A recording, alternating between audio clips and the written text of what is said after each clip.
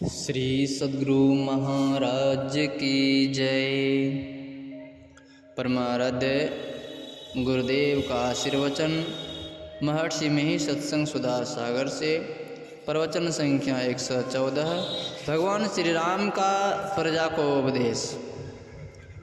धर्म अनुराग्नि प्यारी जनता, हम लोग जहाँ रहते हैं इसको संसार कहते हैं। यह संसार बहुत बड़ा है, इतना बड़ा है कि खड़ा होकर भी संपूर्ण संसार को नहीं देख सकते। ऊपर नीचे कहीं भी संसार खत्म नहीं होता। देखने में यह संसार सागर है। इस बहुत बड़ी दुनिया में विराट रचना में हम लोग पड़े हुए हैं। हम देह में आए हैं और देह संसार में रहती है। इस देह में रहकर छोटी उम्र का, कुछ बड़ी उम्र का, जवानी उम्र का, अधेड़ उम्र का और बुढ़ापे का भोग भोगते हैं। फिर एक दिन शरीर को छोड़कर चले जाते हैं, लेकिन इस संसार में ही रहते हैं जो सूक्ष्म संसार है। फिर वहाँ का भोग भोगकर पुनः इस संसार में आते हैं। कितनी बार आए और कितनी बार गए ठिकाना नहीं। इस संसार में किसी न किसी प्रकार का दुख होता ही है। दुख कभी पीछा नहीं छोड़ता, यहाँ तक कि परलोक में भी दुख नहीं छोड़ता। पूरे जन्म में भी दुख होता है। इसने हमारे यहाँ जितने अच्छे आदमी हुए हैं, या इसलिए हमारे यहाँ जितने अच्छे आदमी आए हैं, उन्होंने एक स्वर से कहा कि इस संसार से बिल्कुल छूट जाओ। इस संसार में जब तक शरीर लेकर आओगे तब तक अवश्य दुखी होगे। इसलिए इस संसार सागर को तरने के लिए सभी महापुरुषों ने कहा ईश्वर भजन करके संसार सागर से तरना होगा। ईश्वर भजन ही ऐसा है जिसका अवलंब लेकर सारे दुखों को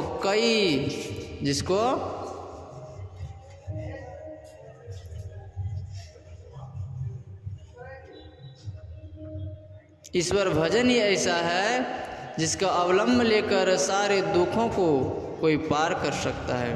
फिर वह दुख में नहीं आवेगा। यही एक उपाय है। भगवान श्री राम ने यही समझा था।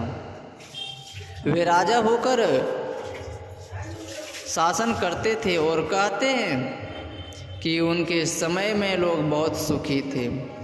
फिर भी जो स्वाभाविक दुख है वह तो आवेगा ही। स्वयं उनको भी स्वाभाविक दुख आया और उनको भी भोगना पड़ा। दैहिक ताप, शरीर में से जो रोग उत्पन्न होते हैं। दैविक ताप अकस्मात होता है, जैसे गाछ से गिर जाना या फिसल कर गिर जाना, हड्डी टूट गई आदि। भौतिक ताप प्राणियों द्वारा जो कष्ट प्राप्त हो, जैसे वृक्षों का डंक या सर्प का दंश आदि, ये तीनों होते ही रहते हैं। एक आदमी ने सीता जी के प्रति घृणा भाव का कुछ शब्द कहा था। गोस्वामी तुलसीदास जी ने रामायण में लिखा है, सिय निंदक अघ ओघ न साए, लोक विशोक बनाए बसाए। भगवान राम को दुख हुआ कि हमारी प्रजा सीता जी से प्रसन्न नहीं है। उन्होंने सीता जी को छोड़ दिया। सीता जी वन में चली गई। यह सीता जी के लिए दैविक ताप हुआ। इन तापों से छूटने का उपाय करो, यही संतों का उपदेश है। बिना ईश्वर भजन के इन त्रय तापों से छूट नहीं सकते। भगवान श्री राम ने इसको समझा कि प्रजा को जितना सुख मिलना चाहिए मिल रहा है, किंतु शरीर छोड़ने के बाद भी प्रजा सुखी रहे।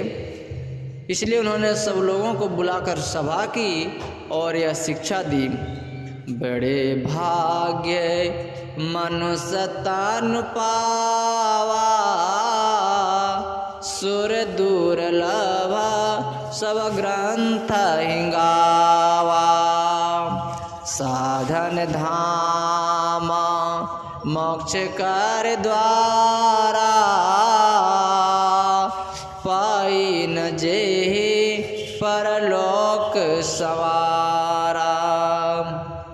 सो परत दुख पावई, सिर धुनि धुनि पछताए, काल ही कर्म ईश्वर ही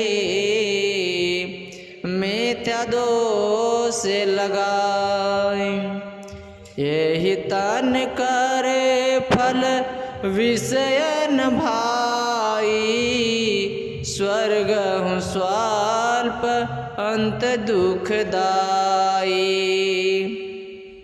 नरतन पाई विषय मान देहि, और पलटी सुधा ते 60 विष लेहि। ताहि कबहूँ भल कहे न कोई,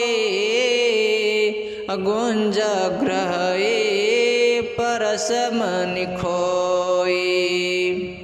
आकर 4,84,000 जानी भ्रमता यह जीव अविनाशी।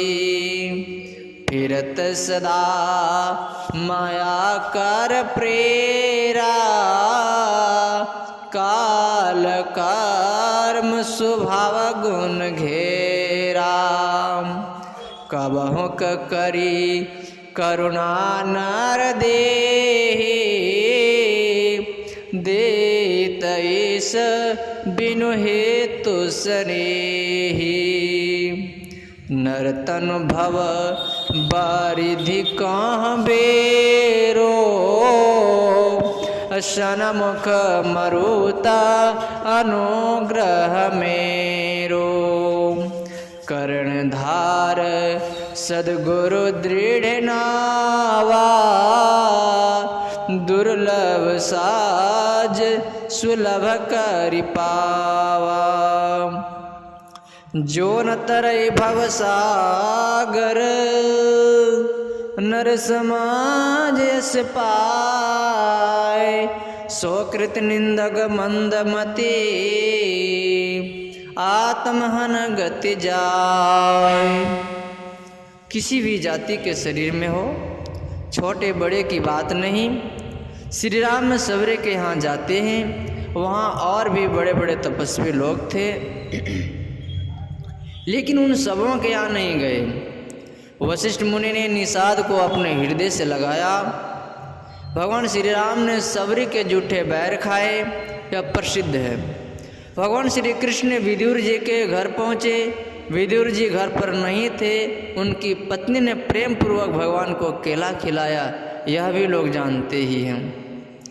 शिवाजी के गुरु समर्थ रामदास जी थे। समर्थ रामदास जी की सेवा में एक शिष्य थे, वे बड़े गुरु भक्त थे। समर्थ रामदास जी भोजन करने के बाद पान खाते थे। दांत नहीं रहने के कारण वे पान को चबा नहीं पाते थे, इसलिए उनके शिष्य पान को कूट कर देते थे। जिस पात्र में पान कूटा जाता था, उस पात्र को समर्थ रामदास के अन्य शिष्यों ने छिपा दिया। जब पान कूट कर देने का समय हुआ तो उस पात्र को नहीं पाने पर वे शीघ्रता में अपने मुंह से ही पान चबाकर समर्थ रामदास जी को दिया। यह बात विपक्षियों ने शिवाजी से कही। शिवाजी को बहुत बुरा लगा। वे समर्थ के भोजनोपरांत के समय पहुँचे। पान चबाकर जब समर्थ को दिया गया तो शिवाजी ने कहा, जिस पात्र में पान कूटा जाता है वह पात्र कहाँ है, सामने लाइए। यह सुनते ही पान चबाकर देने वाले ने अपने मुंह का जबड़ा उखाड़कर समर्थ के सामने रखा। यह देखकर सभी आश्चर्य में पड़ गई। उस शिष्य की ऐसी भक्ति थी कि उनका चबाया पान भी समर्थ रामदास जी खा गए। ईश्वर का भजन मनुष्य शरीर में होता है। मनुष्य देह ऐसी है कि यदि आखिरी में भी इसका ख्याल हो जाए और मरने के समय में ईश्वर का ख्याल लेते हुए मरता है तो उसका बड़ा कल्याण होता है। किंतु यह कैसे हो सकता है? जिसने जीवन भर इसके लिए कोशिश की है, मरने के समय उसी को वैसा ही ख्याल हो सकता है। जिनको यह बोध हो गया है कि अब इस शरीर से कुछ काम नहीं होगा, तो उनको यदि ऐसा चिंतन हो कि ईश्वर मुझे मिले, उनका ठीक ठीक भजन करूं, इस प्रकार जो ख्याल लेकर मरता है तो उसका अगला जन्म बहुत सुंदर होगा। बचपन से ही वह भक्ति करने लग जाएगा। उपनिषद में आया है कि मरने के समय चित्त में जो जो भावनाएं जीव करता है वही वही वह होता है। यही जन्म का कारण है। श्रीमद् भागवत गीता में भी आया है, ओम अमवापि मरणं भावं त्यजन्ते कलेवरम तम तमेवेति कौन्तेय सदा तद्भाव भावितः। अर्थात मनुष्य अंतकाल में जिस जिस भाव को स्मरण करता है उसको ही प्राप्त होता है, क्योंकि सदा जिस भाव का चिंतन करता है अंतकाल में भी प्राय उसी का स्मरण होता है। जिनको शरीर से कुछ काम नहीं हो सकता उनको बेकार संसारिक वस्तुओं की चिंता नहीं करनी चाहिए, क्योंकि उस चिंता से तो कुछ होता नहीं है। तब फिर बेकार संसारिक चिंता से क्या लाभ हो। ईश्वर के नाम को मन ही मन जपते रहो, इसको मन में घुमाते रहो। जिनको ईश्वर संबंधी जो शब्द प्रिय हो उसको जपो, चाहे राम, चाहे शिव, चाहे कृष्ण, जो ईश्वरवाचक शब्द हो उसको जपो।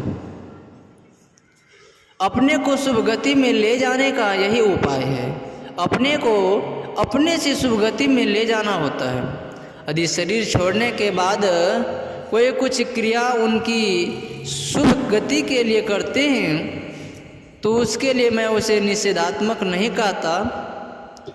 यदि दूसरे के किए से कुछ ऊपर उठ गए और यदि अपना भी कुछ करके ऊपर उठ जाएं तो कितना अच्छा हो। अपनी शुभ गति के लिए ईश्वर का भजन ही सर्वश्रेष्ठ है। जो जीवन में भक्ति पूरा नहीं कर सका और मरते समय उसका वैसा ख्याल हो जाए कि भक्ति पूरी नहीं हो सकी, तो दूसरे जन्म में ईश्वर की भक्ति की भावना से प्रेरित होकर वह भक्ति करेगा। मरता शरीर है और भावना मन में होती है।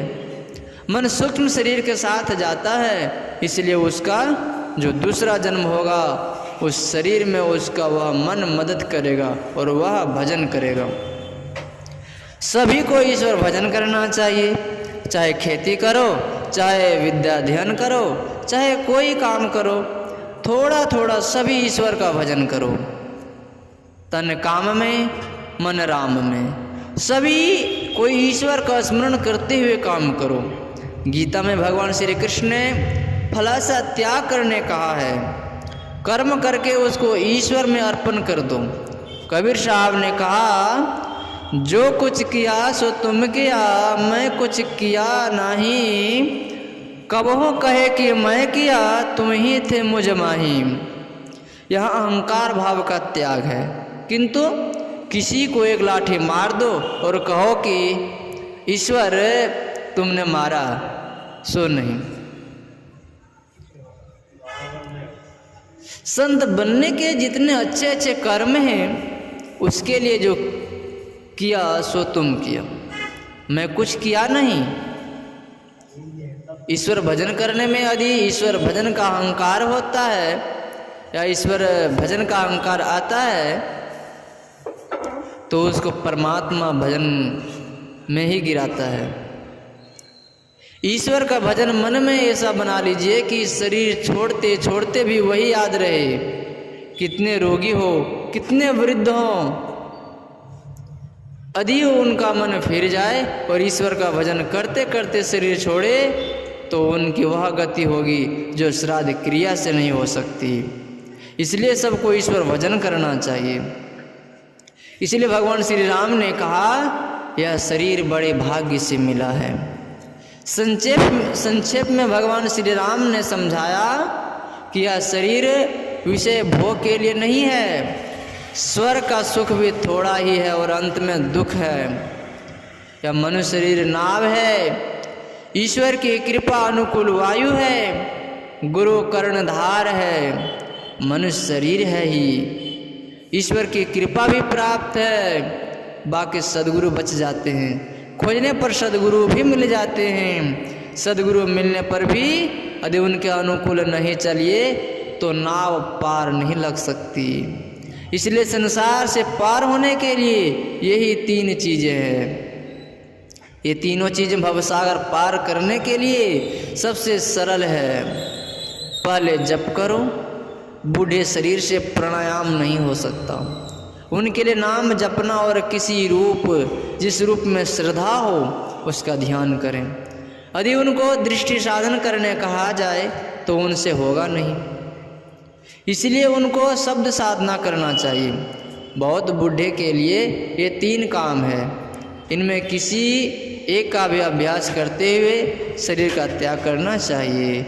श्री सद्गुरु महाराज की जय। यह प्रवचन पूर्णिया जिला के सिकलीगढ़ धरहरा में बाबू गिरो भगत जी के निवास स्थान पर दिनांक 13/6/1955 ईस्वी के सत्संग में हुआ था। श्री सद्गुरु महाराज की जय।